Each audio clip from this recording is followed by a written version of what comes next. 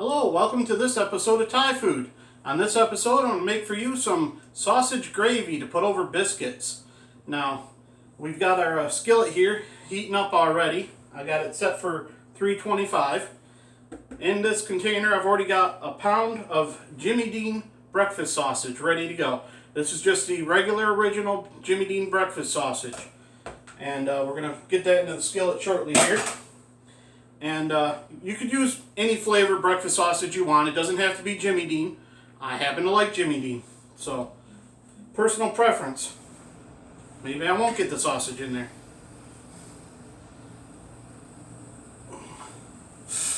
There we go. You want to make sure the skillet's good and hot so you get a good sear on this while you're cooking it.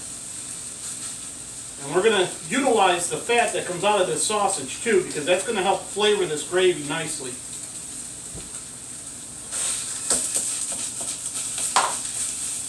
I want to get this chopped up fairly fine. You can chop it as fine as you want. If you want nice big chunks of sausage in your gravy, then you leave it pretty chunky.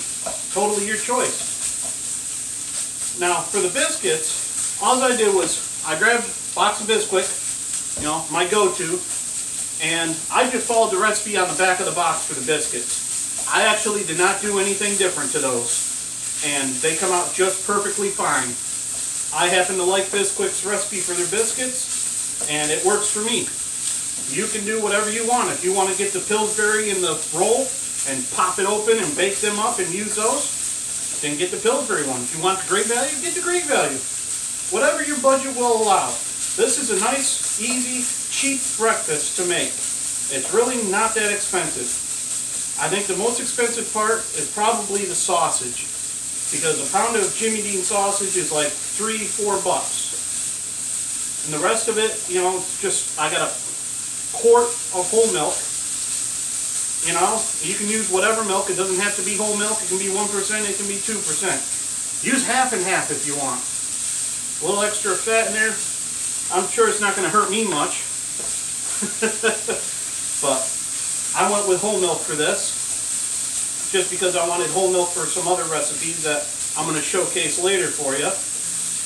Got a request for some different things. This one was a request by Michaela, my nephew's girlfriend. She had requested it sometime back in one of the other videos.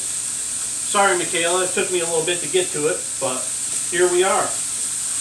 So, you can see we pretty much got the sausage, chunked up pretty decently here. I keep chunking it up, just like you're making taco meat, sauteing up your ground hamburger for the tacos. You can do it just like that. Or if you wanted to, do something different, you could take and make it in one big patty, put it on the grill, and then take and cut it into chunks after and make your sausage gravy that way. But the only problem with doing that is then you don't have the extra fat that comes out of the sausage in here. And that fat you're going to want when you make this gravy, believe me, because it's going to add a lot of flavor. So that's kind of why I don't really go to the grill with this. Although it would have a nice grill flavor, I can do without that on this. I don't have to grill everything. Sometimes I get a little too carried away. At one point I actually smoked eggs on the grill. Yes, I smoked eggs, hard-boiled eggs. We hard-boiled them most of the way, peeled them, put them on the smoker, and then I turned around and made pickled eggs. And that was pretty good. So, I got this pretty much where I want it at this point. And at this point, we're going to add in a tablespoon of butter. Get that sausage off the backside of the spatula. We want a little extra fat with this, so 1 tablespoon of butter goes in. And this is going to help us when we add in our flour here in a little bit. And it's going to help make our roux. And we're going to leave the sausage right in there for this, because you really can't overcook the sausage, and it helps, build the flavor compound that we want for this. Just making sure all the pink is cooked out of the sausage before I go too much farther here. and let the sausage get flavored with the butter. Adds a nice buttery component to this.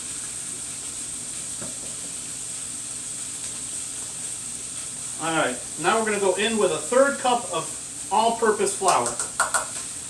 And just start mixing this in. And the butter's going to mix in with all the fat in here and create the roux, as it's called, to thicken the milk for the gravy.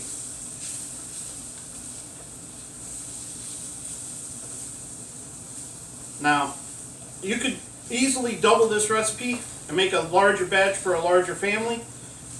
If you've got a family of like 4 or 5, this recipe will probably feed that whole family and you won't have any leftovers. So if you want leftovers, or if you're the only one in the family like me who eats it, then you know, this recipe is just right for that, because I'll have plenty of leftovers for breakfast for the week. And I can just throw it in my crock pot. And actually, if I put it in my little travel crock, I can have it for lunch instead. So at this point, we're just letting the flour taste cook out of the flour. And you can see it coated the sausage and stuck right to it. And it'll come off the sausage when we add the milk in, and it'll help thicken the milk. So it's coating the sausage, pulling as much flavor as it can out of that sausage, really. That's all we want to do. And at this point, we want to add in 1 tablespoon of our roasted garlic paste and get that mixed in here. And of course, there's some oil in that as well that's going to stick to that flour that's in there. And you want to wait until you're just about ready to add the milk to do this, because you don't really want to overcook this garlic paste. But you want to get it mixed in and coat all the sausage with it and let it lend its flavor. And I can smell it coming right out as it toasts in this pan with the sausage connected to it. It just smells heavenly to me. If they ever invent smell-o-vision, I'm going to pump your houses full of good smelling food, let me tell you. Make you hungry all the time. Maybe I'll get more views doing that, who knows.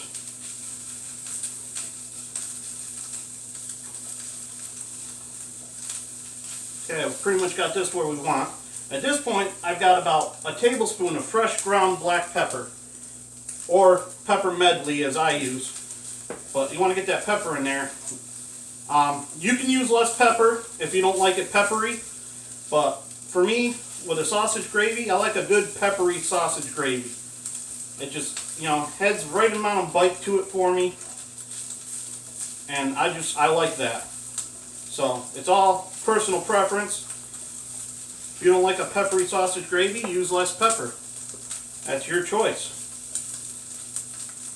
And we're going to give a small grind of some smoked salt here. And you can use whatever you want, but it needs a little bit of salt in there. Not a whole lot, because there's plenty of salt in it from other stuff.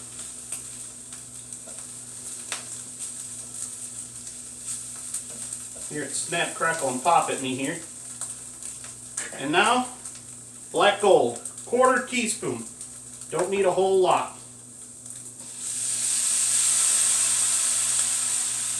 There we go. Oh yeah, smell the liquid smoke in that. That's going to give it a little smokiness and some umami effect going on. Alright. And now at this point, we're ready to add our milk. And you want to keep stirring when you add the milk.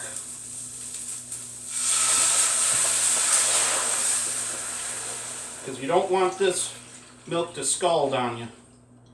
Get it in there and just keep agitating it. As I spill a little bit outside. It happens when I cook. Now at this point, all you need to do is bring this to a simmer. And I've still got it on 325 here. And just keep it moving. Do not let this sit. If you stop for a second, this can burn. So if you got to go do something, take it off the heat. You know, if you're on a regular stove, move it off to the side and go do what you got to do, and then come back to cooking it. You know, if you got kids distracting you or something, which tends to happen sometimes. But you just want to keep this moving. And if you got a like a silicone coated whisk, you could use that at this point if you want as well. But like I said, all that flour that's stuck to the sausage is now going to work its way off and make its way into the milk. And that's going to create your gravy. And we got plenty of flour in there. It should thicken this nicely.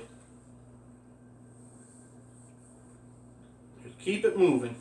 That's all we got to do. Clean up some of my mess here and get ready to showcase this when it's ready here. Got a spoon there ready to ladle some out into a bowl for you.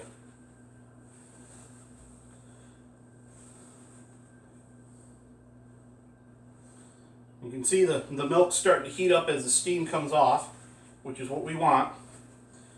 It's not until it actually starts to simmer will you see it start thickening up on you.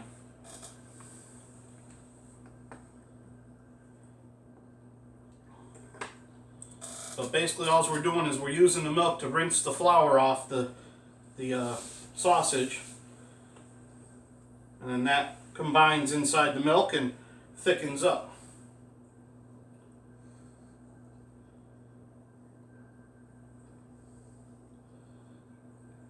And as long as you got your biscuits ready to go, once this simmers and thickens, it's good to serve. I'm not doing anything else to it. That's all the ingredients I'm putting in this. It's nice, simple, and it has plenty of flavor. And if it's not quite enough flavor today for you, wait till tomorrow. Make it ahead of time if you want. By doing that, allowing everything to meld together and sit overnight, you can just gently reheat it in a pan or a pot, and all the flavors will come together and it'll taste excellent. You can see here I got a little bit of a oil slick going on top, and that means that the flour is starting to detach from the oil, and it's got plenty of flavor in it now, and that's what you're looking for as this heats up. Now it looks like a bit of an oil slick now, but once this thickens like it's supposed to, once it gets simmering, it'll be good to go. It'll incorporate again.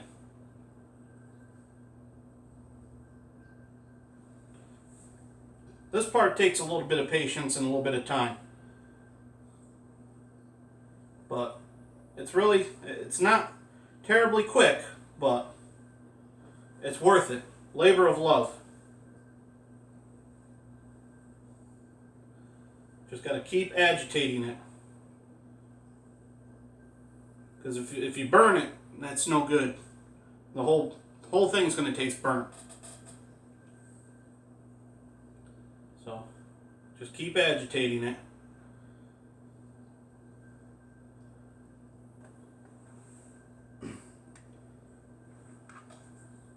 Getting warmer and warmer.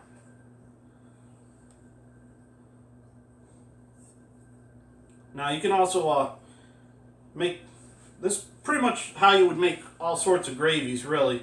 You know, the flour, the butter, and some liquid. And you can make all sorts of gravies. You can make turkey gravy with some turkey juice or turkey broth, if you got any left over for Thanksgiving. Anything you want to turn into a gravy, just a little flour and butter. And it'll make a gravy for you for the most part. The thicker the gravy, the more flour you add. You can figure about 1/3 of a cup of flour for a loose gravy for the most part. And that's for 1 quart of liquid. You want a thicker gravy? Use 1/2 cup of flour for 1 quart of liquid.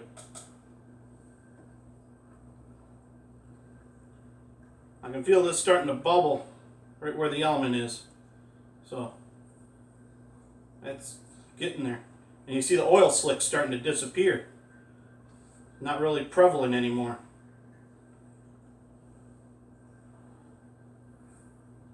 Trying to make sure I concentrate where the heating element is on this. Trying to keep it from scorching on me.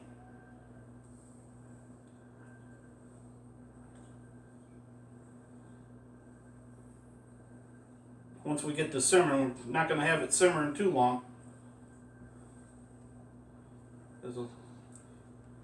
It's only going to get so thick also. Yeah, you can see it's bubbling here.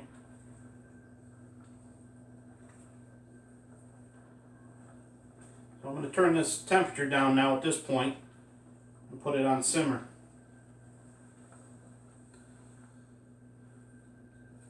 This is getting nice and thick here.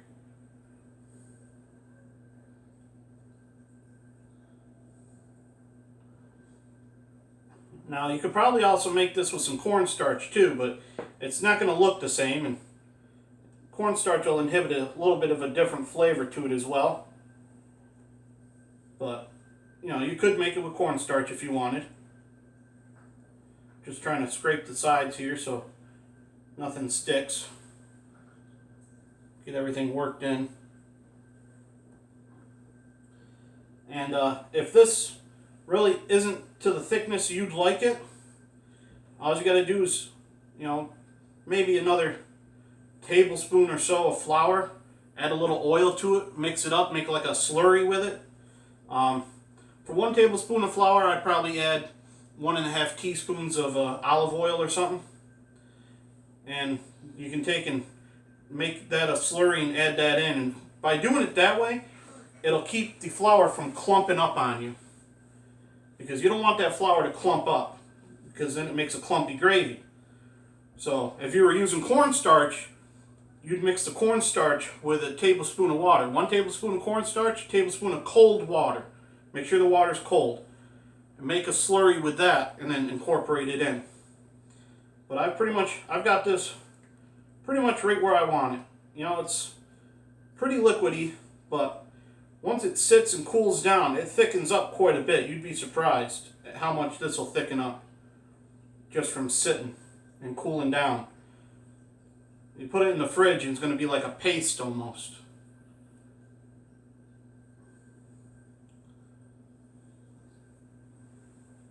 But I'm just letting this thicken up a little bit more and we'll be good to go. Up the heat a little bit here.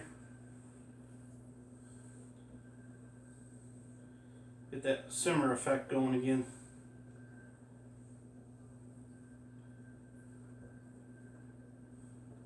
Alright.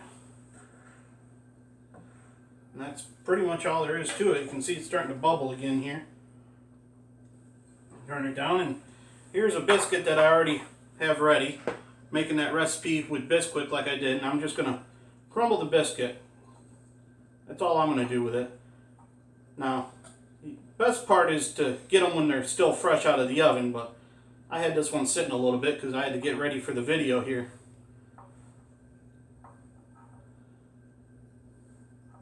Just a little crumble on that. Go ahead and cut my heat off on this. Just take and spoon it out onto the biscuit. Like I said, you can make this a little thicker if you wanted by adding a little bit more to it, but I've already got a batch pre-made that I'm going to add this to anyways. So between the two, those should be nice and thick. Let me grab a spoon here.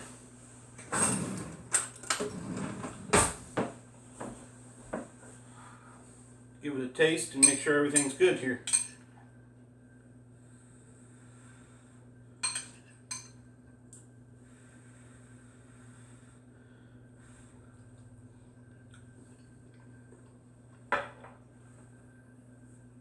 Oh yeah, right amount of flavor.